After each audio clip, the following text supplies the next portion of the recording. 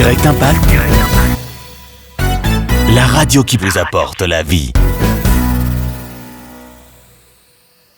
Bonjour à toutes et à tous et bienvenue sur la radio Direct Impact, la radio qui vous apporte la vie. C'est Sandrine et nous nous retrouvons aujourd'hui dans l'émission Impact Santé pour une famille en bonne santé.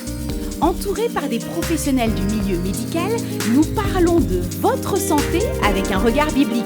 Chaque semaine, chirurgiens, médecins, infirmières, nutritionnistes et bien d'autres se retrouvent sur ce plateau pour apporter des éléments de réponse à vos questionnements.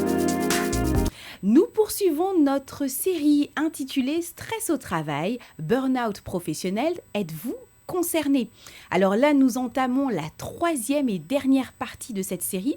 La première partie portait sur le stress au travail, la deuxième partie sur le burn-out professionnel. Finalement, qu'est-ce que c'est que le burn-out? Et la troisième et dernière partie porte sur les solutions pour se sortir du burn-out. Alors pour cela, comme depuis le début de cette série, nous accueillons le docteur Francis Ndé. Bonjour docteur. Bonjour, c'est toujours un bonheur pour moi d'être ici parmi vous pour parler de la santé. Merci beaucoup, merci beaucoup. On a également la présence de Nancy. Bonjour Sandrine, bonjour à tous. Oui, Nancy qui nous a vraiment édifié avec son témoignage, toi justement qui est sortie du burn-out. Donc voilà, pour toutes les personnes qui n'ont pas encore écouté le témoignage de Nancy, ne manquez pas ce témoignage, vous pouvez réécouter l'émission partie 2, Stress, Burn-out, êtes-vous concernés? Alors sans plus tarder, nous allons entamer cette troisième et dernière partie. Docteur Francis, on avait parlé du burn-out. Quels sont les symptômes du burn-out professionnel? Écoutez, les symptômes, on en a parlé, pour ceux qui n'étaient pas pour la deuxième émission. Et je vous renvoie à la deuxième émission.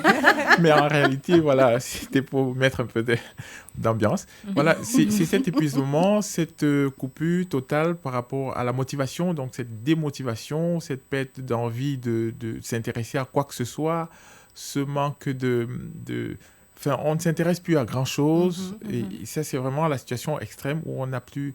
On dirait qu'on n'a plus rien. On dirait qu'on a tout brûlé, justement, et que les émotions ont disparu. Oui, ça, oui. En somme, c'est ça. D'accord. Oui. Et c'est important, c'est vrai qu'on puisse parler de ce thème burn-out professionnel parce que c'est vrai, je ne sais pas si vous avez remarqué, c'est un sujet un peu tabou quand même. Oui. En effet, c'est dommage parce qu'effectivement, on pense toujours que c'est l'affaire des autres. Oui, ça, c'est... Jusqu'à ce qu'on se retrouve dans la situation. Oui. Et à ce moment, on se dit, tiens, ok, ça pouvait m'arriver. Donc, c'est vrai que c'est tabou. Et c'est aussi parce qu'on n'en parle pas. Les gens ne sont pas sensibilisés. Oui. Plus on en parle, plus on en est conscient, plus on peut prévenir. C'est ça. Tout à fait. Et puis, c'est pas... Parce qu'on a l'impression parfois que c'est un peu assez honteux. Il a fait un burn-out, elle a fait un burn-out, etc. Alors qu'en réalité, c'est le corps, en fait, qui n'arrivait plus à suivre et qui a besoin de repos. J'ai bien retenu la leçon du docteur Francis. Vous avez remarqué. Si vous n'avez pas écouté le corps, à un moment, il va vous obliger à l'écouter de cette façon. Oui. Non, c'est vraiment ça. C'est vraiment ce que tu dis, Sandrine. Il ne faut pas arriver au stade où on se dit ça n'arrive qu'aux autres, en fait. Donc, il faut vraiment s'écouter soi et arriver au stade où, voilà, je m'arrête parce que ça ne va plus. On ne sait pas reconnaître au début qu'on commence un burn-out. On se dit, voilà, je suis un peu stressée, mais bon, c'est pas grave. Mais arrivé au moment où le corps dit, tu ne veux pas t'arrêter, moi, je vais t'arrêter. Exactement. Et ce qui était assez intéressant de ce qu'on a vu des émissions précédentes, on fait un petit récapitulatif, c'est que finalement, le burn-out n'est pas toujours visible à l'œil nu. C'est pas parce qu'on est debout et qu'on continue ses activités qu'il n'y a pas un épuisement mental, physique qui s'est installé. C'est un peu ça. Ça me rappelle à l'époque mes cours de psychologie. Le professeur de psychiatrie nous disait le burn-outé, c'est celui qui sera dans la salle d'attente, non pas avec des cheveux non peignés, une veste mal boutonnée, etc. C'est le gars qui est très bien habillé, assis, les pieds croisés et qui lit un journal. mais rien ne vous dit ce qu'il endure, ce qu'il souffre. Et c'est ça, le drame du burn-out, c'est qu'on ne le voit pas. Et on ne voit rien, c'est à l'intérieur que ça crame. Exactement, tout à fait. Et alors, c'est vrai que le burn-out, il y a ces symptômes physiques, hein, ça peut être une fatigue, alors on peut ressentir aussi parfois des douleurs musculaires, etc. Mais il y a aussi quand même ça, c'est vrai qu'on n'y pense pas toujours, mais des symptômes psychologiques, comme par exemple la baisse de l'estime de soi. Oui. Tout à fait. On perd de la motivation, on n'a même plus d'estime pour soi-même, effectivement, on se sent inutile, on n'a même plus confiance en soi. Ceci dit, ça peut aussi venir justement du fait qu'on vous l'a fait croire, hein. On sait bien que les causes, la pression sur laquelle on vous met, les insultes parfois des collègues, tu ne vaux rien, tu ne sais pas produire, tu ne donnes rien, ton rapport ne vaut rien. Vous voyez, donc on peut vous l'inculquer finalement, ce stress permanent qui a abouti à ce burn-out. Vous perdez réellement l'estime de vous-même. Et c'est pour ça que le travail est de longue haleine pour revenir, parce qu'on vous a mis dans une situation chronique. Et il faut vraiment regagner l'estime de soi. Et ça prend du temps, effectivement. Ouais. Tout à fait. Ouais, c'est important, l'estime de soi. C'est vrai qu'on peut vous mettre dans une situation où il faut atteindre un certain rendement. Et le fait que vous n'arrivez pas à ce rendement-là, ça fait que vous pensez que vous êtes incompétent dans ce que vous faites, en fait. Et de là découle le manque d'estime de soi. Tout à fait. Et c'est vrai que là, l'émission du jour porte sur le burn-out professionnel, mais là, je ne sais pas pourquoi j'ai eu la pensée, mais il y a aussi, c'est vrai, le burn-out même, on va dire parfois pour les mères de famille, hein, qui ont l'impression que... Parental, oui, tout à fait. Il y a des cas de burn-out parental, malheureusement. C'est encore un des problèmes.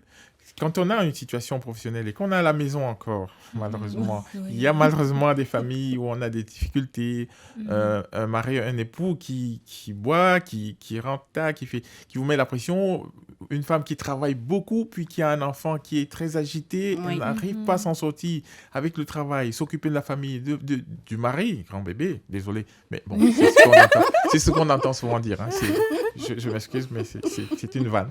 Voilà, donc elle doit s'occuper de son époux, de l'enfant parfois, des enfants. Et donc, tout ça est lourd. Ça aussi, si elle n'a pas de support, c'est vraiment la même chose qui se passe en milieu professionnel qu'on va observer au niveau de la famille. Et on a des burn-out parentaux, c'est sûr.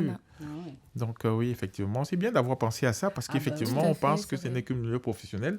Pourtant, il y a les burn-out parentaux, effectivement. Tout à fait. Ça nous donnera l'occasion de pouvoir faire une prochaine émission sur le burn-out parental. Hein. C'est comme ça, burn-out parental. Alors, on parlait, donc c'est vrai, symptômes psychologiques du burn-out qui peuvent être donc l'estime de soi, le sentiment aussi d'incompétence, d'incapacité. Mais finalement, comment on fait pour sortir de voilà, un petit peu cette, comment on dit, ce mood-là, un petit peu. Hein. Comment on fait pour s'en sortir ? Qui veut répondre ? Vas-y, s'il te plaît. J'y vais, merci. Comment on fait pour s'en sortir ? Donc, comme on disait à l'émission précédente, c'est important de pouvoir identifier les situations stressantes. Qu'est-ce qui vous stresse et comment réduire ce stress-là, en fait. C'est très important de ne pas tout le temps être dans une position où on endure jusqu'au moment où la corde lâche. C'est important aussi de pouvoir s'entourer, de pouvoir discuter de ce qui nous embête à l'intérieur, en fait. C'est important de ne pas garder les choses à l'intérieur, mais pouvoir avoir une oreille attentive pour pouvoir restituer ça, sortir toutes ces choses pour ne plus les ruminer. C'est très important. Donc, avoir un soutien social, que ce soit la famille, les amis, les personnes à l'église, par exemple, aussi. C'est vraiment important de ne pas s'isoler et de bien s'entourer. J'invite vraiment à pouvoir être à l'écoute de son corps. Être à l'écoute des signaux d'alarme. On se sent fatigué, oui, mais il ne faut pas que ça dure longtemps, il ne faut pas que ça soit un état permanent. Donc, les symptômes psychologiques aussi, un peu d'irritabilité, où on peut être, oui, parfois agressif ou dans un mood où on est plus triste souvent. Donc, faire très, très, très attention à ça. Il faut pouvoir dire non aussi. Ça, c'est très important.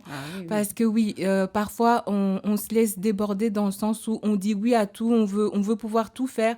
Mais non, des fois, il faut se fixer des limites. On ne peut pas tout faire. On ne peut pas être capable de toujours être au meilleur de soi-même. Parfois, il faut savoir dire non et pouvoir déléguer les tâches qu'on n'est pas en mesure d'accomplir. Ça, c'est très important aussi. Et c'est vrai que, je me permets, Nancy, mais ce n'est pas toujours évident parce que on est un peu aussi parfois dans une quête de l'excellence. c'est ça. Voilà, c'est des thèmes aussi qui sont très mis en avant et qui sont importants et qu'il ne faut pas négliger. Mais c'est vrai que parfois, ce besoin d'excellence nous pousse parfois à nous retrouver dans des situations où le corps ne suit plus, où on n'est plus assez concentré et finalement on court après une excellence qui est difficilement atteignable en fait. Ça. On veut sauver le monde alors qu'on est... Vous connaissez le syndrome d'Atlas, qui porte le globe entier sur son dos, c'est impossible effectivement. Ça, c'est ce qu'elle a cité, c'est vraiment comment déjà ne pas arriver au burn-out. Oui, tout à fait. Ça, c'est fondamental. Il faut identifier ces signaux et malheureusement, ça passe aussi par... C'est pas que soi, malheureusement. Il y a aussi l'entourage. Et je suis, en tant que préventeur, médecin de prévention ou de santé publique, j'ai toujours envie de dire, anticipons les choses. Il y a ce qui est à notre niveau. Il y a ce que nous pouvons faire nous-mêmes, identifier, mais on identifie une chose qu'on peut éventuellement arrêter, mais qui était déjà en cours. Mais je vais au-delà de soi et de se dire, l'environnement qui nous a causé cette situation, il doit avoir un travail à ce niveau. Parce que parfois, c'est les collègues qui ne savent même pas que leurs petites attaques, leurs petites remarques ont un impact sur vous. Et donc, il faut sensibiliser autour de soi, il faut trouver... Et ça bon, c'est peut-être au-delà de nous, ça ne dépend peut-être pas de nous, mais le système doit fonctionner de sorte que la hiérarchie sache qu'il faut mettre des gens dans des conditions adéquates pour qu'elles travaillent de façon optimale et ne pas en arriver à ces situations. Parce que quand on est arrivé au burn-out, il y a un échec quelque part. Il y a un échec, je ne culpabilise pas le burn-outé, mais du système qui a entraîné cette situation.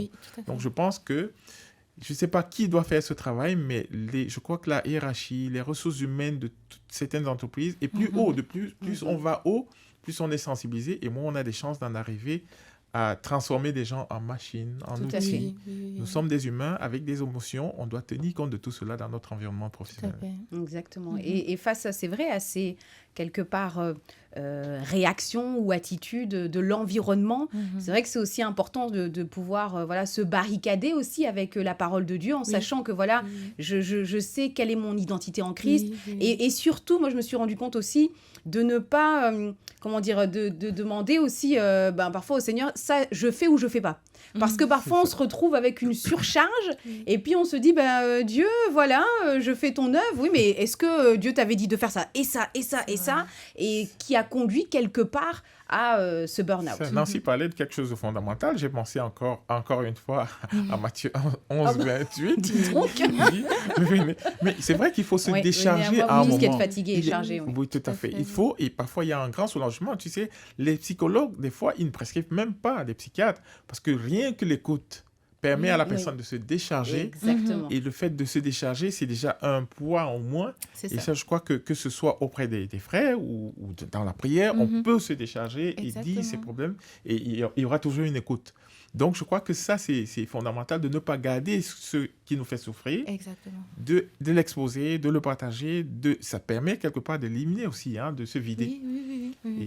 Alors, il y a des stratégies en se disant, moi j'ai bien une image quand je fais parfois des cours, des conférences, il y a cette personne sur qui on lance des flèches et qui reçoit comme des plumes. Il faut réussir à se mettre dans un état où le collègue qui rentre, parce que j'ai déjà vécu ce genre de situation, où il rentre, il dit, il y a de l'obscurité ici, il faut de la lumière. Tu sens que le gars te dit, et toi, j'ai besoin de lumière. Donc, on a ce genre de petites remarques. Ça peut aussi être des remarques vis-à-vis des femmes, par rapport aux gens, au sexe, etc. Donc, si on réussit à se mettre dans un état où on fait de l'autodérision, tu dis, tu sais qu'on va te faire une remarque sur ta couleur, tu dis, tiens, si vous me filmez, je ne vais pas bien sortir, il faut de flash. Donc, ce gars, mais c'est vrai que l'autodérision est importante aussi. On ne peut pas le toucher avec ça. Donc, on abandonne parce qu'on sait qu'on ne peut pas te toucher. Tu es dans un autre état par rapport à ces attaques. Donc, il faut pouvoir travailler ça aussi. Et alors, une dernière chose que j'aime bien dire aux gens, c'est fondamental, avant d'en arriver au stress, qu'on ait une situation difficile ou pas, il y a une bulle qu'on doit avoir, qu'on doit se faire à la maison. Quand on rentre du travail. Et je vous promets, si quelqu'un l'expérimente, ça marche à tous les coups. Au début, c'est difficile. C'est quand on rentre, c'est de couper son téléphone, couper tout, et de se mettre comme dans une bulle, à soi. Son temps à soi. Si vous voulez être en connexion avec Dieu, c'est parfait. Si vous voulez tout couper, rien que vous, et vous avez 15 petites minutes à vous, où vous n'avez ni le travail, ni les amis, rien. Vos 15 minutes à vous. se mettre dans sa bulle tous les jours, je vous garantis que ça fait un bien incroyable. Dans sa bulle. Vous mettez dans une bulle. 10 à 15 minutes. Au début, c'est difficile. On pense à des choses. Est-ce que j'ai fermé la porte? Oui. Non. C'est ce que je me disais quand vous avez dit ça. On a la pensée de est-ce que j'ai pas oublié ça? J'ai pas laissé ça sur le feu? J'ai pas les... On est perturbé. Tout à Alors, fait, oui. Plus on se détend, plus on se rend compte. Et parfois, malheureusement, ou plutôt heureusement, cette bulle, on s'en va dans un sommeil, finalement, on s'endort. Exactement. On est tellement détendu. Tout à fait, détendu. Si on le fait régulièrement, on supporte pas mal de choses. Tout à fait, très important. Et je voulais aussi revenir sur le côté aussi organisation, en fait. Parce que parfois... il y a peut-être quelqu'un qui nous écoute et qui nous regarde et son problème, c'est juste que comme il est mal organisé ou elle est mal organisée, eh bien du coup, ça met les choses dans le désordre et ça crée un stress parce qu'on n'a pas fait, on n'a pas rendu les devoirs à temps, on n'a pas fait les courses qu'on devait faire, on a oublié quelque chose parce qu'on était stressé, parce qu'on avait oublié telle et telle chose. Et du coup, parfois, c'est l'organisation qu'il nous faut. Faut pas hésiter de faire une liste, hein. C'est ce à quoi je pensais. Voilà, vraiment. Une liste de ce qu'on doit faire sans se mettre de pression. Si on n'a pas pu faire quelque chose, c'est pas grave. Parce qu'après, parfois, il y a les to-do list qui Exactement. stressent aussi. Hein, ça stresse aussi parfois. Parce qu'on se dit, à la fin de la journée, j'ai pas coché le point 1, 5, 9 et 10. Mais au moins, avec la liste, même si on n'a pas fait tout, on sait qu'on a fait des choses. Ça, c'est vrai. On voit qu'on a réalisé des choses de la journée. Donc, le checkbox, là, on tique. Puis, on se dit, OK, il ne faut pas non plus, comme on parlait d'Adas, il ne faut pas mettre une liste de 150 choses. C'est ça. L'essentiel, ce qui est à faire demain, on remet à demain ou à la semaine prochaine. Et le faire par priorité, peut-être, comme ça, on sait ce qui est le plus important, le moins important. Si on ne le fait pas, c'est pas grave. Voilà, c'est ça. Ça permet de réduire le stress de la journée. Exactement. Et par rapport à tout ça, parce qu'on parlait aussi d'avoir un temps de calme, de repos, le psaume 1, psaume chapitre 1, versets 1 à 3, la parole donc dit tout simplement de pouvoir prendre un temps, en fait, pour finalement entendre aussi Dieu nous parler par rapport à la situation. Parce que parfois, on a besoin, c'est vrai, de prendre un temps et ne penser à rien. Parfois, on a aussi besoin de dire, Seigneur, donne-moi une direction, parce que là, je ne sais plus du tout où j'en suis. Le but de la bulle, c'est justement ça. Exactement. Parce que dans ce temps qu'on a à soi, on peut avoir ce message qui vient, qui dit, voilà... Exactement. Dieu, c'est rien ce que tu as eu aujourd'hui, c'est tout à fait rien. Je suis là. Donc, c'est une bulle à soi où on a quelque chose de spécial. Tout à fait. Il faut l'avoir. Exactement. Je suis content que la parole édifie. Finalement, toutes ces choses-là, on se rend compte que les conseils qu'on donne, on n'invente rien finalement. Tout à fait, c'est vraiment ça. Il n'y a rien de nouveau sous le soleil. Exactement. Alors peut-être à quelqu'un qui nous écoute et qui est actuellement, Dr Francis, dans une situation de burn-out. Voilà, ça a été même diagnostiqué, burn-out professionnel, arrêt 6 mois. Mais qui peut être raccourci par la grâce de Dieu. Amen. Nous avons ici Nancy qui peut en témoigner. Donc, quelqu'un qui nous écoute et qui se dit, voilà, moi là, je n'en peux plus. Je ne sais pas pourquoi j'ai une pensée aussi pour les entrepreneurs. Parce que c'est aussi un domaine où parfois souvent... les infirmières, les enseignants, voilà, etc. Mais il y a aussi quelque part les entrepreneurs qui vivent aussi un peu ces fluctuations des émotions entre la marchandise est arrivée, là c'est pas arrivé, mon employé qui a pas fait ceci, etc., etc. Quelqu'un qui se Ils sont tous malades, c'est moi qui dois faire tout. Exactement. Quelqu'un qui actuellement se retrouve en situation de burn-out professionnel, quel conseil on peut lui donner aujourd'hui? Alors, tout dépend de la position de la personne. Et les situations sont toujours individuelles, malheureusement, ou plutôt heureusement. Donc, un employé qui vient de rentrer dans le burn-out, c'est vraiment de se couper et de savoir qu'il n'y a pas d'empressement. Il ne faut pas se presser de retourner au travail. On a la chance d'être dans un pays où on a quand même un revenu, même si on est en maladie. Même s'il n'est pas à la hauteur de ce qu'on avait comme salaire, on a une charge en moins. Il est indispensable de se dire, ce n'est pas le moment de penser absolument à retourner au travail. Il faut se donner du temps. Et ce temps, il faut maintenant bâtir, ne jamais se presser, que ce soit pour rebâtir les relations qu'on a rompues parce qu'on était démotivés. Il faut laisser le temps et tout doucement se remettre en se disant, il n'y a pas que ça dans la vie. Il y a aussi moi. Et de toute façon, quand je prends l'exemple de Nancy, Nancy a envie de donner. Il est inutile qu'elle se mette la pression pour cette activité parce qu'elle a en elle ce qu'elle va donner. Ailleurs, elle le donnera.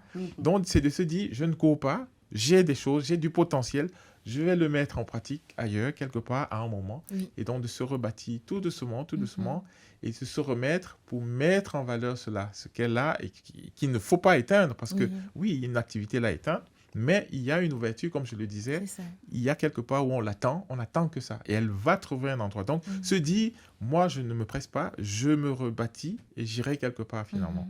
Pas de pression, se reconstruire. C'est vrai. Et c'est important aussi parce qu'on disait que c'était comme le burn-out, c'était comme si on était consumé de l'intérieur, tout a brûlé, mais du coup, il faut reconstruire. Donc, c'est vraiment important de pouvoir s'alimenter de la parole de Dieu, des loisirs qu'on avait peut-être abandonnés, des relations qu'on avait oubliées, vraiment se rebâtir, se reconstruire avec tout ça, en fait. Et tout ça nous reconstruit et se dire, voilà, ça n'a pas marché, mais c'est pas grave maintenant. Oui, il y a autre chose en fait. C'est pas, ça s'arrête pas là. J'ai encore à donner. J'ai pris un temps pour m'alimenter de nouveau. Maintenant, j'ai encore à donner et je repars de nouveau. Voilà, c'est ça. Parfois, il faut même changer complètement de direction. Hein. Oui. Si on était infirmier, on change d'activité, on devient lecteur, on lit beaucoup. Oui. Si je ne disais pas beaucoup la Bible, moi j'écoute beaucoup la Bible parce que mes yeux sont fatigués. J'écoute, je me dis, ok, je prends une nouvelle technique, je lis. Ou alors, on peut lire autre chose, on peut s'adonner à une activité nouvelle, on prend goût à quelque chose de nouveau. Ça fait oublier des stress, de tout ce qu'on a vécu. Et on se rend compte qu'il y a des choses dont on peut être content de faire. Donc, on peut aussi, je connais aussi des gens qui ont choisi de rendre service, de faire du bénévolat, d'aider des gens comme ça, parce que dans ces moments, c'est vraiment le moment où on se découvre des choses extraordinaires qu'on a, mais que le travail nous perturbait, on ne se rendait pas compte qu'on avait tout ça. Donc, il faut se découvrir tout ce qu'on a comme talent, comme don qu'on a reçu de Dieu, et on met en valeur, et après, quand on revient, je peux garantir qu'au travail, au nouveau travail que vous allez reprendre, vous saurez quoi faire en dehors du travail. Il n'y aura pas moyen de rentrer avec le travail parce que vous avez découvert des choses entre-temps. Tout à fait. C'est très important de pouvoir justement se prémunir face au burn-out, un sujet qui est tellement important. On peut pas se permettre de ne pas en parler et surtout, une fois qu'on a entendu tout ça, on peut plus non plus laisser le stress venir s'implanter. C'est pour ça que l'émission numéro 1, en tout cas, on n'arrête pas de faire des rappels mais l'émission numéro 1 est tellement aussi importante parce que c'est déjà d'identifier qu'est-ce qui me stresse dans la vie. Parce que tout part de là finalement. Oui, tout part exactement. De là. C'est d'ailleurs une des méthodes essentielles pour éviter. Et comme je disais tantôt, on sait qu'on a un collègue qui fait des remarques déplacées, etc. Si on réussit, puisqu'on ne peut pas... J'ai oublié de parler des 3 F. Ah, les 3 F. En stress. Donc, c'est flight. Donc, quand vous êtes face à une situation de stress, soit vous vous enfuyez, je l'ai pas dit tout à l'heure, soit vous ne pouvez pas flight, vous fightez, donc c'est le fight, vous vous bagarrez, ou alors vous frisez, vous êtes gelé parce qu'il n'y a rien, vous êtes comme une statue paralysée. En fait, c'est ça le mot. Donc, ici, quand vous savez qu'il y a un collègue qui vous torture, qui vous mène la vie difficile, vous savez, il y a le clash qui peut se passer, ça c'est le fight. Oui. Il y a le flight, donc vous fuyez parce que vous évitez ces propos, ou bien, pour moi, une façon aussi de flight, de fuir, c'est de l'encaisser sans réagir. Donc, vous n'encaissez pas en réalité. Donc, vous fuyez, vous bouchez en fait vos oreilles. Tout à fait. Donc, tout ce qu'il dit, ça glisse, on dit souvent. Et donc, effectivement, si on identifie ces choses qui nous créent le stress et qu'on trouve une solution pour contourner ces choses, je parlais tantôt d'autodérision, quand c'est ça. Donc, ça, c'est des choses, quand vous réussissez vraiment à identifier ces problèmes, franchement, vous avez toutes les chances de vous en sortir face aux situations qui vous provoquent ça. Tout à fait, exactement. Ouais. C'est important. Et aussi, finalement, on en revient toujours finalement à la Bible et au spirituel, parce que tout part aussi du mental, de l'identité aussi, de la connaissance de son identité. Voilà, pour les chrétiens en Christ. Tu parlais de Bible, j'ai dit tempérance. Tout à fait, fruits de l'esprit. Amour, pardon. Donc, les fruits de l'esprit. Donc, si vous appliquez ça, je vous peux être sûr qu'il y a peu de chances qu'on vous touche. Parce que, mais bon, c'est pas toujours évident parce qu'on n'y pense pas. Oui, ça c'est vrai. Oui. Face à une agression permanente, à un moment, on est humain, on est dans la chair. Et exactement. Donc, on peut réagir, mais on se rend compte que, comme je disais, on n'invente rien, tout est là. Et si on applique toutes ces petites techniques, on peut s'en sortir pas mal. Exactement. Et puis, c'est bien aussi de rappeler que le joug que Dieu nous donne est Il est léger, en fait. oui. Donc, Tout à fait. à un moment donné, quand il y a trop de poids, il faut se poser la question, là, ça peut être qu'est-ce qui, finalement, dans mes activités, n'est pas une charge que Dieu m'a donnée. Exactement. Qu'est-ce qui... Priorité, c'est l'équivalent des Priorité, oui. priorités. hein. Exactement, tout à fait. Donc, c'est important de pouvoir lister toutes ces choses. Et voilà, en tout cas, l'émission touche déjà à sa fin. hein. Oh. Mais bon, Hélas. Dommage. mais bon, on est sur la piste d'un nouveau thème avec le burn-out parental. hein. Ah, Ah oui. ça, c'est On le verra fondamental. peut-être une prochaine fois, mais c'est important de pouvoir parler de tels sujets. Et surtout que les personnes qui reconnaissent peut-être, ah ben tiens, au cours de ces émissions, j'ai trouvé que oui, voilà, il y a des... Je me suis reconnue je me dans suis tel- reconnue dans burn-outé. Donc, c'est important aussi de ne pas se culpabiliser, de ne C'est pas vrai. avoir honte. Absolument Parfois, pas. il y a certaines catégories sociales ou autres où on se dit oh mais non moi je peux pas avoir fait un C'est ça. burn-out Je n'ose mais pas. exactement ça Oui. m'arrivera jamais etc. Mais on a vu combien il est important de pouvoir se prémunir et Oui. puis Tout à si fait. on s'est rendu compte ben là je pense qu'il y a un burn-out, on a vu combien il était important de pouvoir identifier hein, les C'est ça, différentes les causes, les oui. causes de stress, de crier à Dieu aussi à un moment donné Amen. pour dire Oui, Seigneur oui. sors-moi de là. Oui, Parce que parfois il y a aussi spirituellement hein, une lourdeur qui s'abat Oui, c'est sur ça. les personnes. Je crois Mhm. qu'il y a, oui, cet aspect-là, comme je disais tantôt, il y a l'humain, il y a ce que nous pouvons faire, Oui. mais il y a des situations où il faut vraiment prier, Ah il faut, oui. il faut se confier aux gens. Moi, Ah oui. je prends un dernier exemple pour ne pas trop bouffer le temps. Je travaillais pour... J'ai eu une femme de titre service qui, a priori, elle fait que du nettoyage. Mais quand elle m'a raconté les misères qu'elle a subies dans une Oui. maison où un monsieur se déshabillait, il passait devant elle alors qu'elle Wow. était venue nettoyer, ça c'est une souffrance inimaginable. Waouh, waouh. Et là, c'est difficile enfin, pour certaines personnes, c'est pas évident. Déjà, on conseille à ces personnes de ne pas y retourner. Parce que là, on peut être aussi béton qu'on veut, c'est même dangereux, parce que quelqu'un qui se comporte comme ça. Donc, il y a des situations où on peut gérer, mais il y a d'autres situations où il faut vraiment parler, il faut dénoncer, il faut dire ce qui ne va pas et quitter le milieu. Je te parlais tantôt de s'enfuir, oui, on s'enfuit dans certaines situations. Tout à fait. C'est ça. Et faire avec, avec sagesse, Mhm. trouver la bonne voie en tout cas pour en sortir et être à l'écoute hein, voilà, du Saint-Esprit pour savoir C'est voilà, ça. qu'est-ce que je peux faire. Qu'est-ce que je fais Exactement. face à Écoutez ça? aussi les Saint-Esprit, conseils, oui, conduis-moi. Saint-Esprit, exactement. Qu'est-ce que je fais Tout à fait. Exactement. Et je rajouterais la communion fraternelle aussi. Oui. C'est vraiment important de s'entourer de ses frères et sœurs Oui. qui peuvent nous conseiller sans nous juger. Oui, sans nous Oui, juger. Sans Ouais, nous sans juger, c'est jugement. vraiment Ah, ça, c'est important. fondamental. Sans Ah oui. Il n'y a rien jugement. de pire que venir parler en frère qui dit comment tu peux... C'est ça, tout à fait. Tu me parles de Burn-out. stress, c'est pas... Toi aussi? Oui. Non, non, non. On écoute, on C'est soutient, ça. on écoute. Exactement. Il faut absolument trouver des bonnes oreilles. Des bonnes oreilles, tout à fait. Tout à c'est fait. important. Alors, bien pour clôturer cette série, hein, stress, burn-out professionnel, êtes-vous concerné? Je pense que ce serait bien qu'on puisse tout simplement prier pour toutes les personnes qui nous écoutent et qui se sont reconnues, en tout cas dans ce stress continu, permanent, Oui. qui finalement a amené à un épuisement incroyable Oui, oui. dans leur vie et qui se disent ben, j'entends bien tout ce que vous avez dit mais moi j'arrive pas, je me sens trop, je me sens lourd, je me Oui, sens oui, lourde oui. et il faut faire quelque chose. Donc en plus c'est vrai de mettre en pratique peut-être les conseils qui ont été donnés par Dr Francis, on va également les recommander entre les mains du Seigneur Amen. pour pouvoir justement aussi ôter hein, toute lourdeur Lourdeur, anormale oui, voilà, oui, tout à fait. dans leur vie. D'accord? Ça va. Ok. Père, nous te rendons grâce et nous te bénissons. Nous te disons merci parce que tu nous accordes au travers de cette radio Direct Impact de pouvoir, au Dieu Tout-Puissant, parler de ce thème du burn-out. Seigneur, nous savons que le stress en continu, la peur, l'inquiétude profond n'est pas du tout, au Dieu Tout-Puissant, ta volonté. Ta parole dit, Seigneur, que ton joug est léger. Amen. Seigneur, nous voulons prier aujourd'hui pour toutes les personnes qui sentent un épuisement, une lourdeur dans leur cœur, qui se sentent fatiguées, qui n'en peuvent plus, qui ont perdu toute motivation, toute forme d'émotion, tout Amen. engouement. Nous prions dans le nom puissant de Jésus afin que tu viennes ôter ce voile de lourdeur, que tu Amen. viennes ôter toute cette pesanteur qu'ils peuvent ressentir sur eux. Nous savons, Seigneur, que c'est vrai, le corps a besoin de repos. Merci d'inspirer aussi à chacun des internautes et des auditeurs s'il faut changer l'organisation, s'il Amen. faut peut-être quitter son travail, s'il faut parfois tout simplement faire preuve d'autodérision et supporter,